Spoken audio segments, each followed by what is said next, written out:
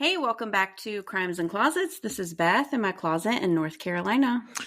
This is Wes in Beth's closet with all her shoes. In North Carolina. Happy Monday. We have Wes here today, my husband, the hubby, one of the hubbies of the closets. When did we get all these shoes? Oh, gosh. Like, I don't recognize shouldn't have any invited of him these. Like, clearly there's more in this collection than there were last time. I mean, I plead the fifth. Welcome in. Christy and Emery are super busy doing Father's Day things. It was a crazy weekend for both of us. So they are off doing Topgolf, I think, right now. And so we're here in the closet coming at you for this happy Monday. Had a great Father's Day. I've got a pretty cool story on Beth. She's been asking me, what are you going to say? And I'm like, I don't know. I'll figure it out. It's the dad way to do things here. But I got a really cool story. So, we had reservations to go to a really nice brunch. This place I've been trying to go to for a couple months. And Beth was like, you know what? I think you should take your dad and go do Father's Day at this really nice place. And she just kind of gave up her seat, was like, you need to take your dad. So me and my dad had a great brunch, courtesy of my wife. She set it all up. Last minute, pulled the take your dad, I'm good. So had a great Father's Day. Got to do that with my dad, spend some time with him, and then got to hang out with the kiddos and kind of got some good food this afternoon and some beers and all around a good Father's Day. Good. Hope everybody else out there had a great day too. Yeah. Happy Father's Day to all of you guys who do Father's Day and all the things. Like, we have fathers, like bonus dads, stepdads, moms who do double duty. We have a lot of friends who are single moms who do double duty. So hats off to all of you guys who celebrated Father. If you're missing your dad, I'm missing my dad. So yeah, happy Father's Day to all you peeps. And I think the one thing being a dad, especially recently, I've got a good friend of mine, Tony, and we have boys that are about the same age, and it's amazing how similar the struggles are. Yeah. Math homework, not paying attention. Why? That's my favorite. Why? But why? But why? And I don't know when, because I said so quit working, but apparently that's not a valid answer anymore. Because I said so, yeah. Yeah, I said so is no longer a valid answer. I think it's a great answer. It's my go-to. It's my favorite. Apparently my 13-year-old thinks otherwise. What is this generation? Gen Y? What is it? Well, yeah. Video game and mouthy children generation. It's like the Fortnite generation. The Fortnite. As far as we're concerned. Yeah, that's the land we're living in here. Well, I'm glad you had a good Father's Day. It was awesome. It was a great day. Super chill. Got to go to the farm for a little bit with my mini me. Yeah. Yeah, another little Father's Day nugget. You got to be careful when they get a little older, right? So when they were little, you could say some things. Be like, look, here's an ice cream. Don't tell your mother I said that. Get away with some things. Oh my gosh, you gave him ice cream again? Not today. This was when they were little. Oh. I used to bribe them not to tell them what I said, keep me out of trouble. Now there's no getting out of it. There's no bribery involved. There's no ice cream. There's no amount of money that'll really get you out of it. So I was riding down the road. This again with my little shadow, my youngest. I think we were heading to the farm again. It was a couple days ago. And I'm talking to somebody and we're talking about being dads and all the stuff that goes along with it. And I was like, I got my little buddy here. We're tight like butt cheeks, right? And it's just like a little joke. And he's over there looking out the window, like, I don't know, asking 100 questions. Thought I just kind of went past him. Well, I woke up this morning and got our Father's Day cards out. And lo and behold, my youngest, the main phrase in his card was, Dad, we're tight like butt cheeks. So one of the days are of, hey, milkshake, how about a shaved ice? And we don't tell mom that was said. And I didn't even think about it anymore. And it'll definitely come back to haunt you, and this time in writing. So before it was just his word versus mine. Now it's in writing and spelled correctly too, which is nice. Tell the school's going a long way. It's true. The tutoring's paid off. Yeah, tutoring's paid off. I snapped that card last night when he made it. He made the card and he brought it to me and was like, Mom, look at this card I made. And it was like, I love you, Dad. You're the best dad ever. We're tight like butt cheeks. I snapped it and was like, he wins Father's Day. Like, no one's gonna. I'm like, your dad will love this. Yeah. I didn't know the story though about how you said it on the way to the farm. Yeah, I was on the phone with him. Just came up with it himself. I was on the phone with somebody.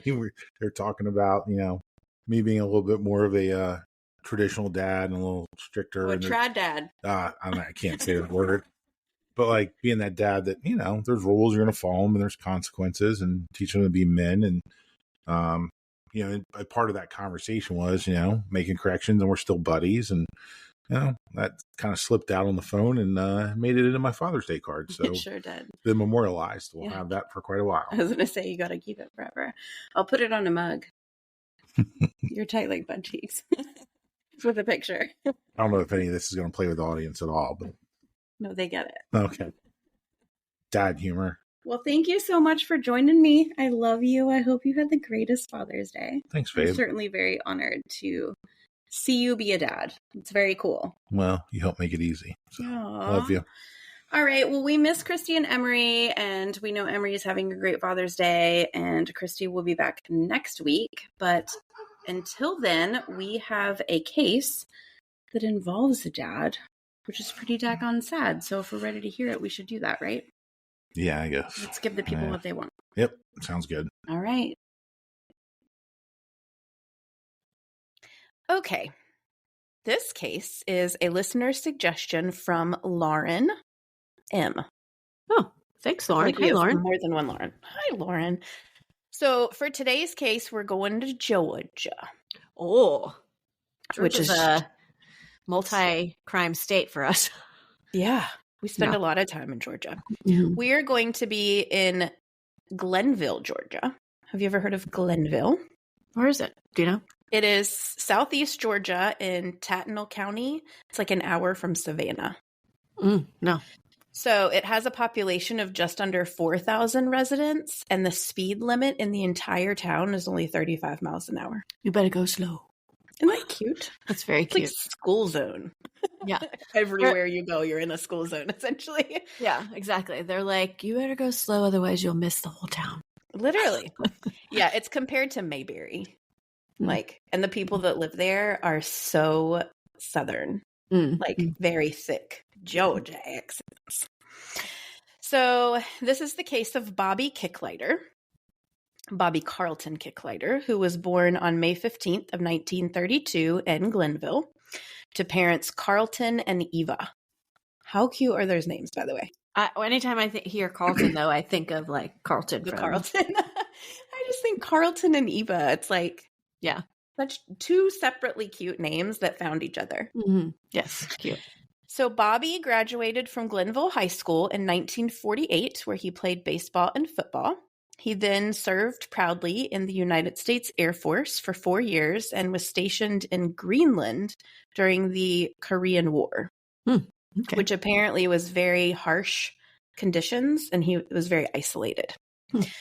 So while on leave in 1954, Bobby came home and married the love of his life, Betty. After returning to Greenland, he swore that if he ever made it back to his beloved hometown of Glennville, he would never leave again. Okay, well. And he never did. Oh, wow. So after returning, Bobby entered the civil service at Fort Stewart nearby and worked there for over 30 years as a civilian chief financial officer. Bobby and Betty went on to have 2 sons, Bob and Brant. All the B's up in there. Mm-hmm. Betty was a homemaker, and she would also substitute teach, like at the boys' school. Mm-hmm. Bobby was a scoutmaster with the Boy Scouts for a number of years. He was a member of the Veterans of Foreign Wars and the American Legion. He was also a lifelong member of First Christian Church of Glennville, where he served as a deacon and elder for over 50 years. Wow. Bobby also became the local historian of Glennville. He was on the board of the museum, and he served on several committees throughout the town. He loved sharing old photos and memories and the history of Glennville, and he would open up his home to anyone who wanted to come in and see his pictures and memorabilia and learn about the town. He was one of the town's most respected and beloved citizens. He loved to hunt and fish with his children and grandchildren. In 2019, at the age of 86 years old, Betty, Bobby's wife, passed away. Bobby stayed in the home and they'd shared together. And then he took up playing pool, which he would do weekly with his best friends. Oh, He had like a group of guys that were like older gentlemen would get together and like shoot pool. have his own pool cue stick that he carried Oh, around? I'm sure he did. It was said that his life was rich with accomplishments, family, and faith. And everyone called him Mr. Bobby. Oh, Mr. Bobby. Don't we love Mr. Bobby? Yes, I do. I do. I I do. don't like that something's probably going to happen to him. Something's definitely going to happen to Mr. Bobby. This brings us to January of 2021, and Mr. Bobby was 88 years old. No. I know. I'm really sorry about all of this that's about to take place. Really makes me sad. Like, this man is 88. Mm-hmm. That's insane. Like, The not that whole it would life. have been better if it was like this happened in 1952 and he would have only been like 20 or whatever, but gosh, who wants to 88 harm years an old. 88-year-old man? Not just an 88-year-old, an 88-year-old respected, like, perfect man, essentially. Like, he's lived his whole entire life by the book. It's, in my opinion. Mm. The vibe that I got was like, no one dislikes this man. Right. Okay. So on the night of Friday, January 30th, just before midnight, Bobby's son got a phone call from his dad's security systems company. An alarm had been tripped at Bobby's home in Glennville, and they hadn't been able to reach Bobby to make sure that he was okay. So I guess his son was like emergency contact. Mm-hmm. So Bobby's son jumped in the car and went straight to the house to check on his dad. Sadly, Bobby's son found that the house had been broken into and that his elderly father had been shot to death in his bed. Oh my gosh. Multiple gunshot wounds. But it looked like he never like got up. Mm. Like whoever broke in the house, like I don't know if he was asleep. I'm sure he heard somebody breaking in, but he was in his bed. He was asleep and didn't even know anything was happening. Yeah, me too. As you can imagine, like we just said, based on this beautiful description that we have of Bobby and his life, no one could even fathom who in the world would want to kill this man. However, it seemed like he had been specifically targeted. Mm-hmm. Nothing was taken from the home. And aside from a door that had been busted in where the murderer had gained access to the house, there was nothing else in the house that had even been touched. So whoever had done this had not intended to rob Mr. Bobby or take anything specific from him. Their only plan was to break in while he was sleeping, murder him, and flee. Gosh. But who would do that? Right. To this man? Mr. And why? Bobby. Yeah, it's Mr. Bobby. Bobby did not have one single skeleton in his closet. He'd never been associated with anything even remotely suspicious or nefarious. He was the town historian, for goodness sakes. Mm-hmm. He was like beloved. So everyone was scared. Everyone wanted answers. So the Georgia Bureau of Investigations, the GBI, was not about to let this murder go. Like they were like, we are figuring this out for Mr. Bobby. Police searched the home and surrounding area for almost 2 full days. So they found that the door had been kicked in and there was a muddy footprint or like a dirt footprint on the door where like somebody had just kicked it in with the bottom of their foot. They did find some spent shell casings. Neighbors were interviewed and no one saw or heard anything strange or concerning that evening or that night. So it didn't seem like anybody heard a gunshot. Mm-hmm. Bobby's routines that day had been totally normal. And everyone that had come in contact with him or spoken to him said that he was fine. He was in good spirits. Like nothing weird had happened. In the driveway, they found a COVID-19 mask. So this is January 2021. So we're like not even a full year out from COVID. I like how they call it a COVID-19 mask, not just like a medical mask. It's a COVID-19 mask. Yeah, well, because if I said a mask, you'd be like, what? But it was like a face mask. Yeah. Right. Yeah. So it was very clearly left recently. Like it seemed out of place. Mm-hmm. It was like a camo print and Bobby's family didn't recognize it as being his. Mm-hmm. So written on the tag on the inside of the mask was the name Pat Jackson. So they have a name of a person who was, and his house wasn't in a place where like you would walk by and drop it. Right. Like it was more on the outskirts.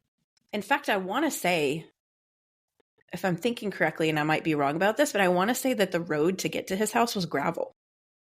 So you had to like purposely go down Go there. Right. Yeah. Mm-hmm. So Pat Jackson, super common name. Like, is it a Patrick? Is it a Patricia? You know, is it a man? Right. Is it a woman? So they knew that like whoever this person was, they needed to speak to, but it did not do them any favors being such a common name. So the GBI asked for help from the public. And it took months and months to comb through like all of the names and the tips and stuff that were coming in to find anyone in Georgia that could identify that mask. Question. Mm-hmm. Couldn't they get, since it was a mask, couldn't they get some DNA off of it? There is DNA on it, yes, but they don't have anybody to match it to. You know, I'm saying like they could have like run it through the system in case somebody in there matched to it. We'll get there. Actually, they do that. Yes, that does happen, and it leads us to who a person. Yes. Okay. Good.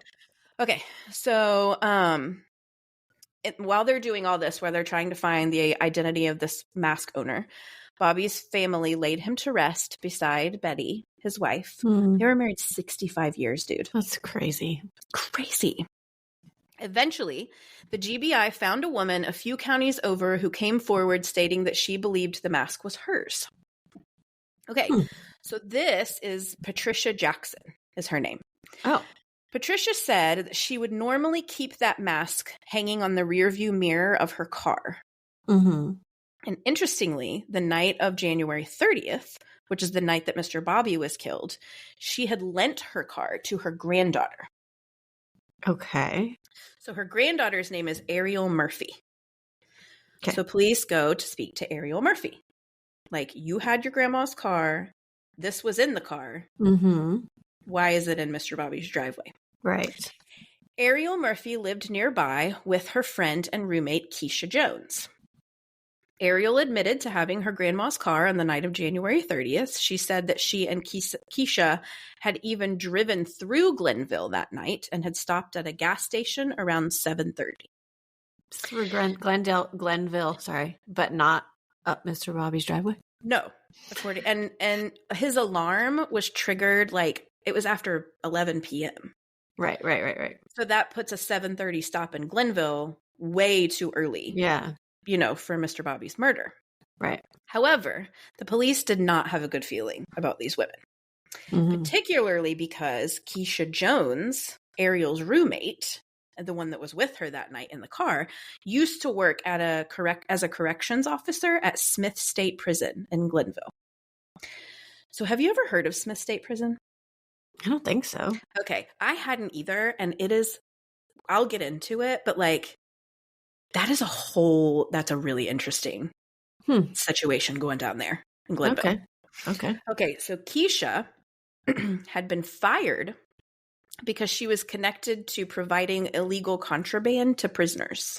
Uh-oh. And was known to be affiliated with some pretty dangerous people. So police checked the surveillance cameras at the gas station in Glennville. Yes, there's only one gas station in Glennville. Right. At 9:16 p.m., Ariel's grandmother's car is seen pulling into the gas station. So Ariel gets out of the driver's seat, and Keisha gets out of the passenger seat. Then, out of the back seat, a man is seen getting out. The three of them walk like outside of the view of cameras. Mm-hmm. So this puts them near Mr. Bobby's home, much closer to the time of the murder. So we're talking less than 2 hours. Yeah. And it also showed police that Ariel was lying to them because she told them 7:30, this is 9:15, and she failed to mention that there had been a third person. Mm-hmm. Like, why didn't you talked about you and Keisha, you admitted going there, but you lied about the time, you didn't tell us about the guy. And the police were familiar with this man, and they recognized him right away. So this man was Christopher Sumlin, and he was a known criminal in the area and had just recently been released from Smith State Prison, where Keisha used to work. He was on parole for serving a 6-year sentence for burglary and illegal possession of a firearm by a felon. Police have absolutely no idea, though, how these 3 people would have any connection to Mr. Bobby or why they would have targeted him for a murder. Like, it makes no sense. They're like, this is nefarious. We feel like they're involved, but what's the connection here? But they have enough, like, damning stuff to get warrants, and they search Ariel and Keisha's homes, and then they search all 3 of their cell phones. Police did find a firearm in the home that was the same caliber that had been used to kill Mr. Bobby. And they found that all 3 of their cell phones had 0 data on them before Mr. Bobby's murder. In other words, the night that Bobby had been murdered, they either switched cell phones or they had their phones wiped. Interesting. Except for one incognito browser that was still found hidden on Ariel's phone. So, like, they forgot to delete one thing. On that browser, they found searches for the following: how to delete incriminating texts, how to delete the GPS system of her grandmother's exact make and model car, and can cell phone providers provide text messages? Which, fun fact, Ariel, they can. Like the actual words? Right. Like, even if they've been deleted and your phone's been wiped, does the provider have them? And they do. Okay. So it took a bit of time, but once the GBI got a hold of the texts from Ariel, Keisha, and Christopher's phones, they were shocked and very confused. So they saw communication and text between the 3 of them and a 4th unknown person. They traced the unknown phone number, which led back to a burner phone that pinged inside Smith State Prison. It's always a burner phone. Yeah. So this, remember, is where Keisha worked and where Christopher used to be incarcerated. After doing some more digging, they found that it belonged to a prisoner who was currently incarcerated in Smith State Prison and had obtained the phone illegally. So his name was Nathan Weeks. Okay, so Nathan and Christopher had been roommates while in prison. Nathan and Keisha were in a romantic relationship. Ew. So Nathan, who had been in prison for almost 10 years at that point, was also known as, quote, the president of a very large and very violent prison gang in Smith State Prison, known as Yves Saint Laurent Squad. That's the name of their gang. I have heard of that gang. I am not surprised. Because there was another case we did where there was like, or I think there was prison gangs. And so like I went and like searched up prison gangs, and that's like one of, I guess, maybe the more well-known ones or something like that. So it is. And there's actually, it's like the dumbest name in my opinion. Like, yeah. It's like not metal at all. Yves Saint Laurent. Like, I think we talked about this one time before. It's like, yeah, it's a designer. Anyway, so also there's some like famous rap artists that have also been associated with this particular prison gang, which I'm not going to name because they deny, and you can look it up. Okay. Right. So the gang was notorious for bringing in massive amounts of contraband into Smith State Prison. They would bring in drugs, tobacco, jewelry, cell phones, luxury clothes items, weapons, basically whatever you wanted. You want some Gucci pants? You call Nathan Weeks. You called the president. You call Yves Saint Laurent. Not for Gucci pants, but yeah. I got to call Yves Saint Laurent to get myself some Gucci pants in prison. Guys, okay. So they would bribe guards, corrections officers, delivery people, janitorial staff, maintenance workers to help them bring this contraband into the prison. Even the warden of this prison was later fired and charged with corruption charges for being in on this alleged contraband bring. They found like thousands of contraband items on his property. Which, like, why do you have 70 burner phones buried in your backyard? So the gang would use cash, cryptocurrency, Cash App, wired money to make these transactions in prison. It was extremely sophisticated. Well, I guess is extremely sophisticated because I think it might still be happening. Mm-hmm. So this foursome, who were all now connected to Smith State Prison, and this prison gang had been texting each other for months on these like phones. And they were clearly talking about an assassination, like a murder. Mm-hmm. But what does all of this have to do with 88-year-old Mr. Bobby? That's what we don't know. He had zero connections to the prison. He certainly wasn't involved in any illegal contraband ring. Mm-hmm. Like, it just made no sense whatsoever. That's literally what I'm sitting here thinking. Like, I don't even understand how this is connecting to Mr. Bobby. Like, I'm about to tell you. Okay. So then, and it's awful. Okay. I'm just going to tell you that right now. Okay. So the murder that Nathan, Christopher, Keisha, and Ariel had like allegedly been planning was that of a corrections officer at the prison. Okay. So this particular corrections officer was very straight-laced, very honest, and he was known for confiscating contraband and like putting a halt to deliveries, shipments, which cost the Yves Saint Laurent squad to lose a ton of profit and money, and then they would be punished in prison because they were caught. So this corrections officer had lived next door to Bobby Kicklighter. They went to the wrong house. Oh my goodness. Yes. How awful is that? It makes it even more awful. It makes it exponentially horrific. So it turns out that Mr. Bobby's house and the house of the corrections officer, who has never been named publicly, by the way, were both similar looking brick homes, literally next door to each other on this like pretty, outskirt road. And they both had very similar white pickup trucks parked in the driveway. So they just went to the wrong address and shot the wrong person in their bed. In August of 2021, the GBI arrested Christopher Sumlin and charged him with murder, home invasion, elder abuse, conspiracy, and like several other charges that would be too long.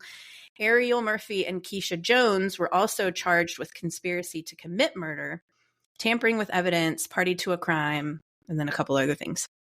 Nathan Weeks, who was already in jail, was also charged with conspiracy, and then he got like a whole slew of other charges later related to like this alleged illegal contraband ring. It was something like 31 counts of other things, like a lot.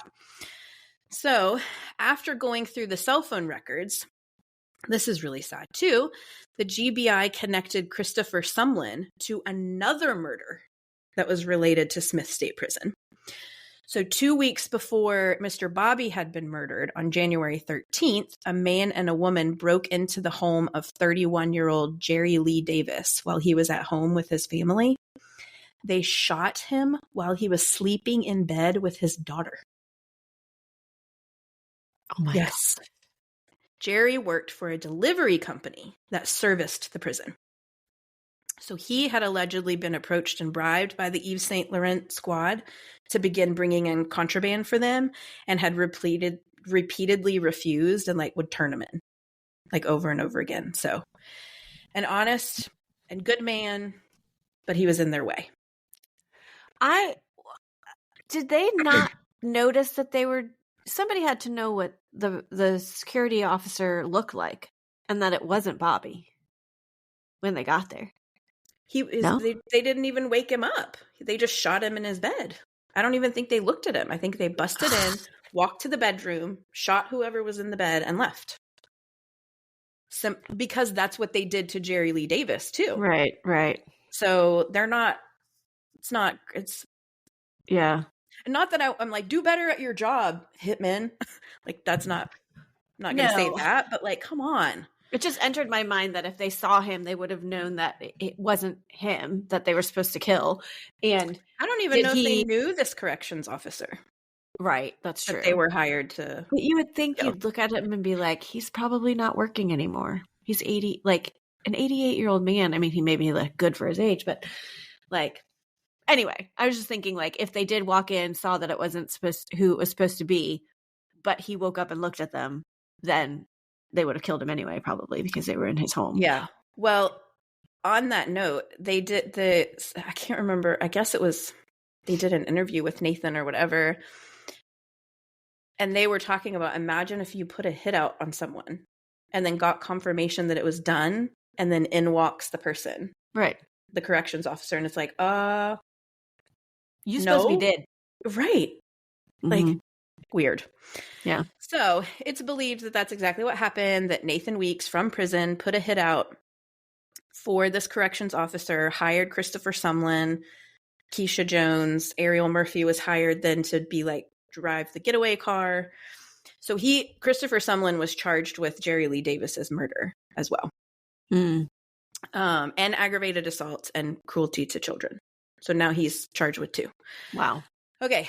As of right now, all 4 of these people are incarcerated in a Georgia prison, not Smith State Prison, and are awaiting trial. So Nathan, the president of the prison gang, is in a special management unit of another Georgia federal prison. So they're trying to make sure that he can't run this gang anywhere else. Right. So they're all awaiting trial. No one has been proven guilty. So the crimes are all alleged at this point. But the GBI did announce that they will be seeking the death penalty for Nathan Weeks and Christopher Sumlin. Okay.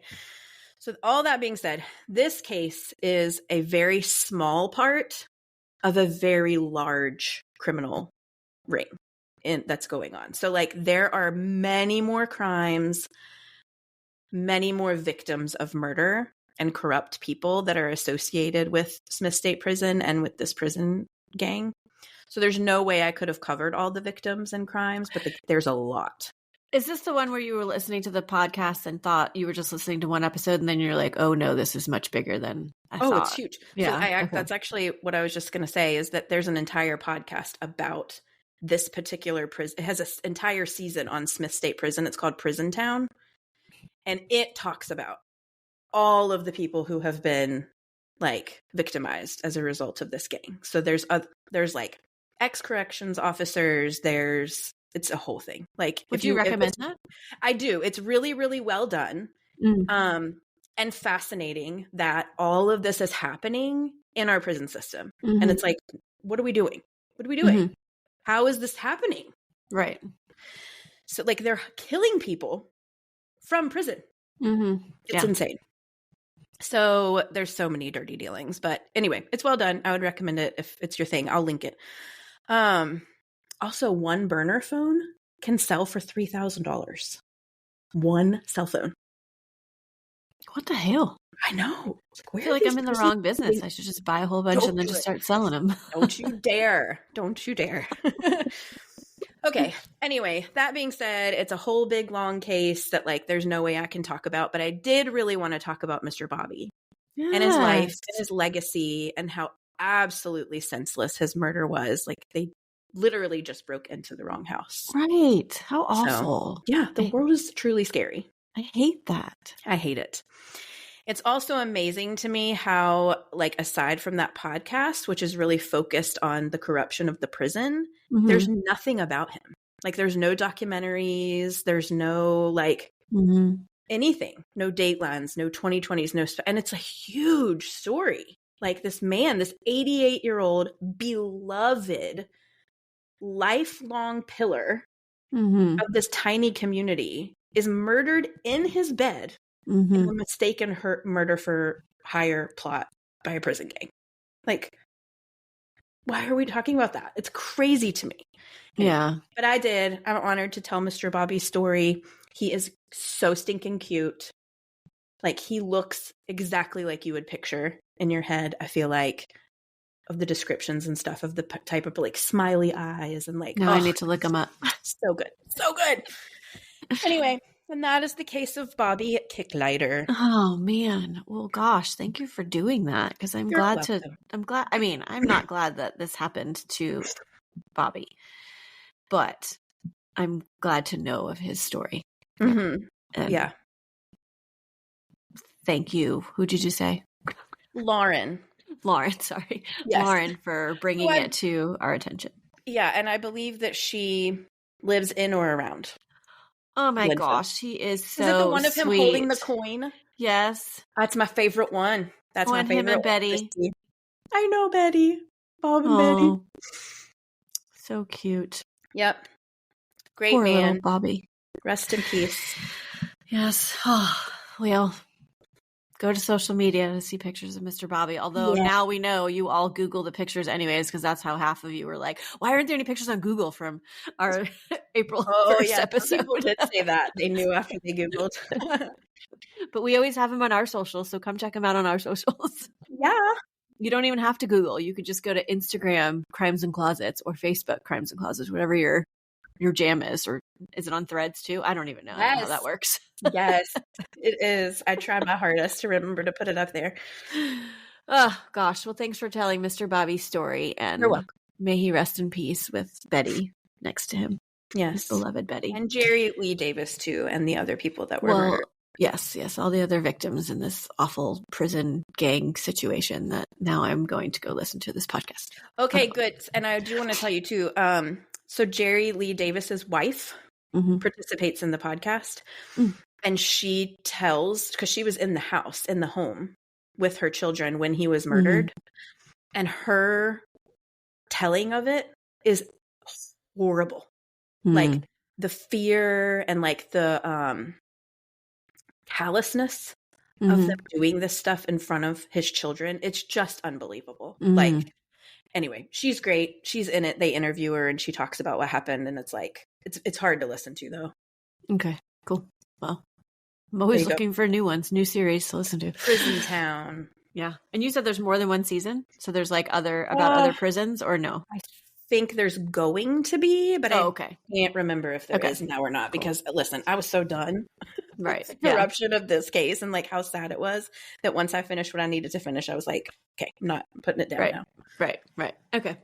Well, anyways, like I said, go check us out on social media. Go over to our Patreon if you're interested on more crimes, because we always have at least one on over there, and then a nice little fun chit chat for you too, usually. And that's about it. And just always remember, the world is scary. People suck, especially these prison gangers. Hide in your closets.